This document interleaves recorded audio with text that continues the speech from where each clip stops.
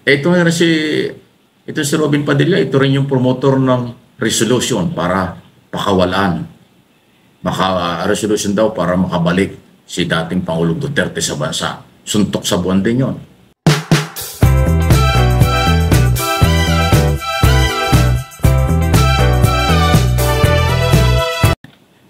Grabe, oh, may bago na namang talaga itong yung Senador Robin Padilla. Ibang-iba talaga ang mga galaw. Mahilig pala sa resolution ito. Alam ba ninyo na nag-file naman ng resolution itong si Padilla at kanyang mga kasamahan?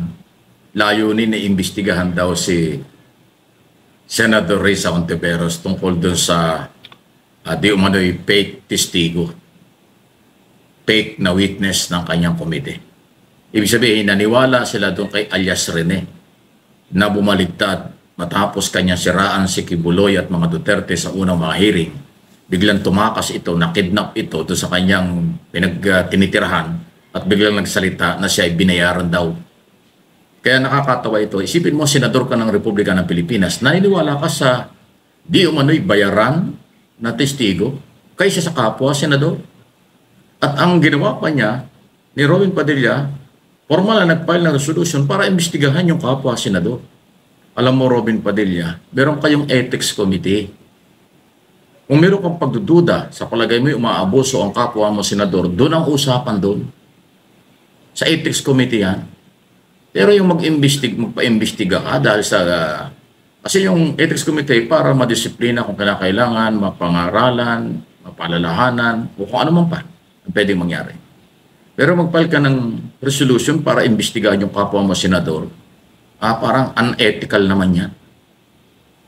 Dahil naniniwala ka doon sa alias Rene na dahilan kung bakit nakakulong si Duterte, si Kibuloy, dahil sinabi niya kung ano-ano laban kay Kibuloy. Kaya nakulong to sa crimes against humanity.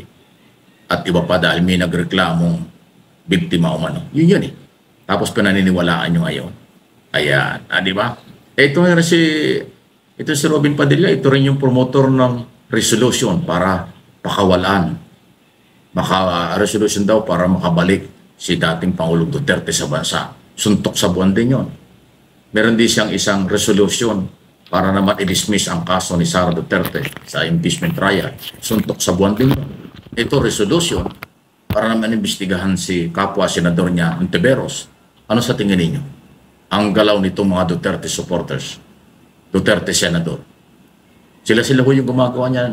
Motion for dismissal, resolution for impeachment, dismissal and impeachment, resolution para makabalik. Yung Cayetano na abogado, nahawa rin yung Cayetano dahil Duterte rin yun. Ano sabi niya? Resolution naman para daw sa house arrest si Duterte. Yan ang mga suntok sa buwan ng mga utak ng ating mga senador, pasintabi na sa kanila. Yung iso sa matandang Duterte, wala nang jurisdiction ng Philippine Authority, Philippine Government at Philippine Law. Hindi ba nyo alam yon? Paulit-ulit na lang tayo sa isong yan. Pero nalilin lang yung mga Duterte supporters at naniniwala silang tama ang ginagalaw ng kailang mga Duterte senador. Kalokohan, kababawan, pamumulitika lang, pangguguyo lang sa akin pong analysis at opinion. Suntok sa buwan ng kanilang mga galaw. Malabo pa sa sabaw ng pusit ang mga resolution para makalaya si Duterte, mawala ang impeachment at mag-imbestiga ng kapwa senador. Katawa-tawang galaw yan. Kayo ba'y senador ng Republika ng Pilipinas? Kayo ba'y mga national official ng ating bansa? Itanong nga nyo sa sarili yan. Magsalamin nga kayo at kausapin nyo ang sarili nyo. Kung kayo ba'y matino pa, nasa katinuan pa, o ano bang inyong pagkatao meron ngayon. Diba? Swelduhan kayo ng taong bayan, pero iisa ang inyong mga ginagawang pinagkakabalahan. Puro Duterte, tumulong kayo sa bayan. May problema ang mga Duterte sa batas, national at international. Dapat managot sila. Hindi pa naman sila guilty. Pananagutin pa lang, bibigay sa kailang pagkakataon. Ipagtanggol lang kailang sarili. Yan ang rule of law. Yan ang due process. Bakit nyo pinipigilan? Dahil sarado ang isip nyo. Akala nyo hinaharas. Pag kinakasuhan ng kapartido nyo at kaalyado nyo, harassment na. Bakit ang batas ba mamimili? No one is above the law. Ignorance of the law excuses no one. Yan ang totoo. Kung hindi nyo alam, kawawa ang mamamayang Pilipino talaga sa inyo. Okay? Sunod na ating pag-usapan. Ano naman ito? Tanim ebidensya. Doon daw sa missing Sabongero tribal o paghahanap ng mga labi na tinapon sa Taal Lake. Bakit? Bakit na sinabing tanim ebidensya?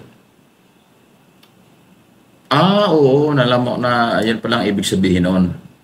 Dahil bakit daw sa tagal lang na itapon, 2021 pa, yung sako-sakong mga di umano'y biktima ng sabong o sabongero.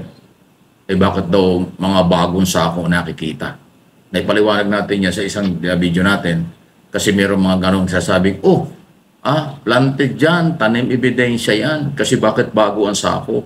Matapos iangat ng mga diver ng mga Coast Guard. Babaw naman ang kaligayahan. Kaya bago yun kasi inilipat na. Dahil yung sakong nandun sa ilalim, pag binuhat mo, sira-sira na yun. 3 taon, 4 na taon lang nakababad sa tubig. Natural, pag hinatak mo yung sako, sira. O hindi, maiiwan yun naman. Kaya bago yung sakong lumalabas, pag angat ng sasakyan ng Coast Guard, kasi naisali na yun. Doon sa ilalim pa lang, isinasali na dahil maghihiwa-hiwala yung laman nun pag binuhat mo yung lumang sakong nakababad sa putik at tubig. Tapos ngayon sasabihin nyo, tanim ebidensya. Ang babaw talaga nyo. Wala kayong awa talaga sa mga mahihirap. Wala kayong awa sa mga naghahanap ng katarungan.